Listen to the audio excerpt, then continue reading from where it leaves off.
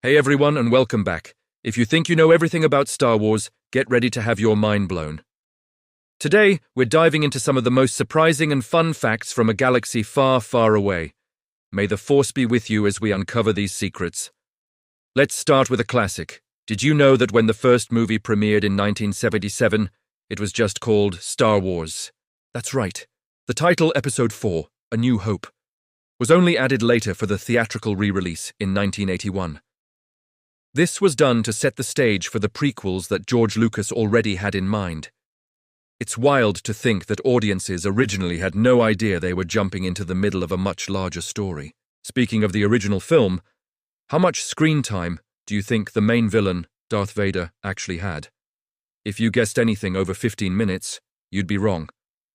Despite his unforgettable presence, Vader is only on screen for a total of 12 minutes in A New Hope. His impact was so huge that it feels like he was there the whole time. A true testament to his incredible character design and James Earl Jones's iconic voice. And that brings us to his breathing. That menacing, mechanical sound is one of the most recognizable in cinema history. But how did they create it? The sound designer, Ben Burtt, recorded himself breathing through an old scuba diving regulator. He experimented with different microphone placements to get that perfect, chilling sound that has defined the character for decades. Now for everyone's favorite Wookiee, Chewbacca. The inspiration behind this gentle giant is actually pretty heartwarming. George Lucas based Chewie on his own dog, an Alaskan Malamute named Indiana. Lucas often said his dog would sit in the passenger seat of his car like a co-pilot, and that image sparked the idea for Han Solo's furry first mate.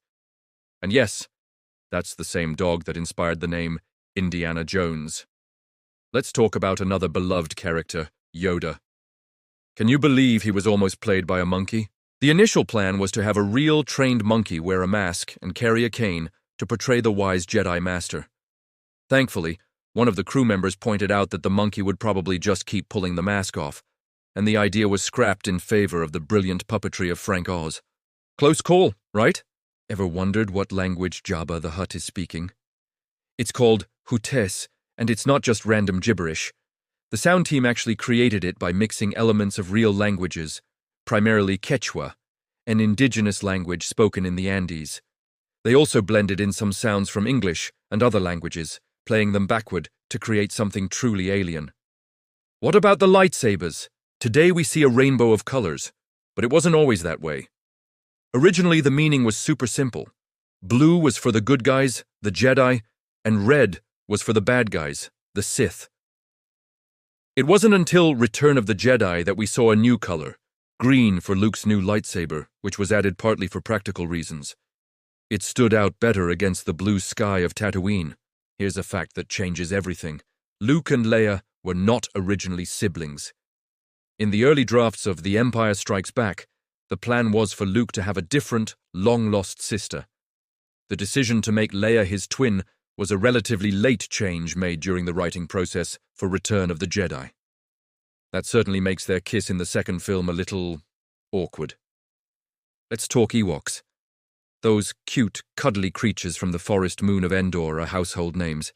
But here's a fun bit of trivia. The word Ewok is never actually spoken in Return of the Jedi. Not once. They're only identified as Ewoks in the script and the movie's credits. The iconic hum and clash of lightsabers is another masterpiece of sound design. Ben Burtt created this legendary sound by combining the hum of an old television set's picture tube with the motor noise from an old film projector.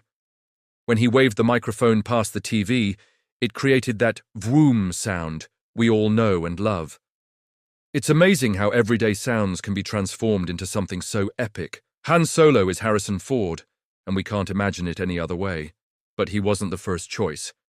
Al Pacino, Kurt Russell, Christopher Walken, and even Sylvester Stallone were all considered for the role of the scruffy-looking nerf herder.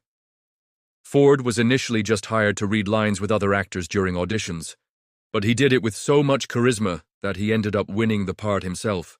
The music of Star Wars is just as legendary as its characters. Composer John Williams drew heavy inspiration from classical music. The sweeping, epic scores are influenced by the works of composers like Richard Wagner, Gustav Holst, and Richard Strauss, giving the films their timeless, operatic quality. One of the biggest mysteries in the Star Wars universe is Yoda's species. Even after 9 movies and countless books and shows, George Lucas has intentionally kept the name and origin of Yoda's species a secret. We've met Grogu and another Jedi Master named Yaddle, but what they are remains officially unknown. Remember that clumsy stormtrooper in A New Hope who bonks his head on the rising door? That was a genuine mistake. The actor was just a little too tall for the set.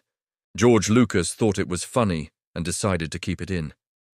The gag became so famous that he even added a sound effect for the head bonk in the special editions, and it's now a beloved inside joke among fans. And finally, through all 9 films of the Skywalker saga, only 2 characters have appeared in every single one: R2-D2 and C-3PO.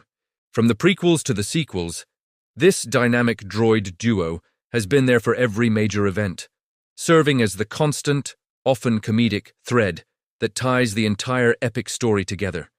And there you have it, some of the coolest behind-the-scenes facts about Star Wars. Which one surprised you the most? Let me know in the comments below. Thanks for watching, and don't forget to like and subscribe for more deep dives into your favorite movies. See you next time.